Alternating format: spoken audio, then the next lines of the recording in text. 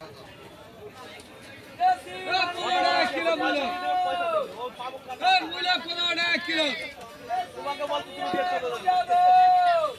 সালা দুয়ারি 15 টাকা, খাও পেট ভরে খাও।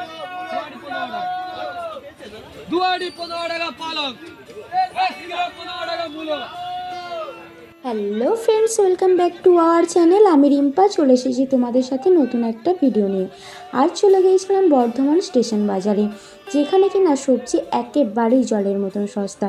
তাই আমি একটু লেট না করে বাজারের থলিটা হাতে নিয়ে এখানে চলে এসেছিলাম। আর এই যে দেখুন, এটা কিন্তু মূলত আলুর বাজার।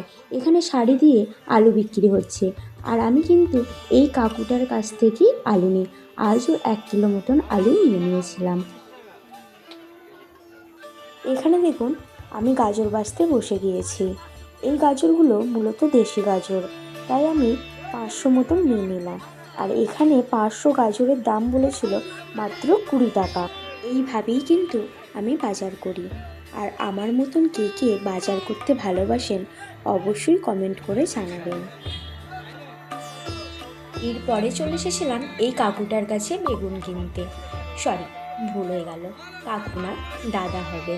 আসলে এই দাদাটা কিন্তু আমার ভিডিও দেখে, আর যদি দেখে আমি ওকে কাকু বলেছি, হয়তো পরের দিন আমাকে আর সবজিই দেবে না। না না, তেমন কিছু না, জাস্ট তোমাদের সাথে একটু মজা করলাম। এই দাদাটার কাছে বেগুনের দাম অনেকটাই কম ছিল, 1 কিলোতে 40 টাকা বলছিল। আর ওই সাইডেও আমি এক জায়গায় বেগুন দেখলাম যেখানে 1 কিলোতে 60 টাকা বলছিল, তাই আমি এখান থেকেই নিয়ে নিলাম। তবে হ্যাঁ, ওই দাদাটার কাছে বেগুনটা একটু সাদা ধরনের ছিল, আর এই বেগুনটা একটু কালো। আমি এখান থেকে 500 মতন নিয়ে নেব। দেখো, দাদা কিন্তু বেগুনগুলো ওজন করছে, আর দাদা আমাকে বলছিল 600 গ্রাম মতন হচ্ছে, এটা কি দিয়ে দেবো? আমি বললাম আমি তো একা থাকি, এত নিয়ে কী করবো, তুমি একটু দেখো না গো, যে 500 গ্রাম যাতে হয়। তো তার জন্য দাদা আবার আমাকে বললো একটা বেগুন দাও দেখি কতটা হয়। তাই আমি একটা বেগুন তুলে দিলাম, কিন্তু কী করবে, তাও কিছুতেই 500 গ্রাম মতন হচ্ছিল না। কিন্তু শেষমেশ যাই হলো, আমি সেটাই বললাম, বেশ ঠিক আছে দিয়ে দাও। এমনি দাদার সঙ্গে একটু কথাবার্তা বলছিলাম। দাদা বলছে কিছু করার নেই, এটাই হচ্ছে। আর বেশ ঠিক আছে, দিয়ে দাও, অসুবিধা নেই।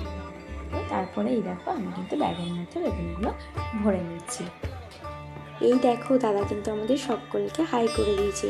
আর এই দিকে দেখো, মূলো সুন্দরীগুলো আমাদেরকে দেখে লজ্জায় লাল হয়ে গিয়েছে।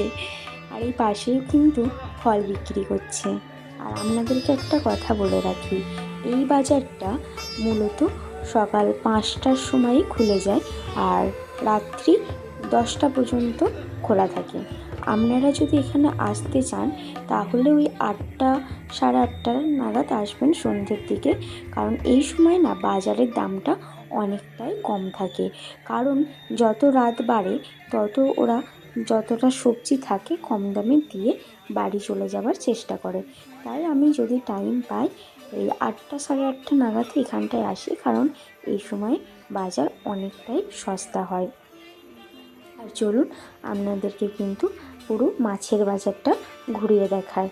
আর এইটা হচ্ছে মাছের বাজার। এইখানে এখন আপাতত সেরকমভাবে ভিড় নেই। আপনি যদি দুপুরের দিকে আসেন তাহলে এই জায়গাটা আপনি কিন্তু পা রাখতে পারবেন না, অসম্ভব ভিড় থাকে। তাই আমি দুপুরের দিকে আসি না। আসলে দুপুরে আমার সময়ও তেমন হয় না। আমি এলে সন্ধ্যের দিকে আসি, কারণ সন্ধ্যের দিকে দামও অনেকটা কম থাকে। আর যে সবজিগুলো খারাপ থাকে এমন নয়, সবজিগুলোও কিন্তু অনেকটাই ফ্রেশ থাকে। চলুন, আপনাদেরকে একটু বাজারটা ভালোভাবে ঘুরিয়ে দেখাই। ওই সাইডেও কিন্তু রয়েছে অনেক সবজির দোকান। এখানেও আপনি পেয়ে যাবেন অনেক ধরনের কালারফুল সবজি। আর এই যে এখানে দেখুন কত ফুলকপি বিক্রি হচ্ছে।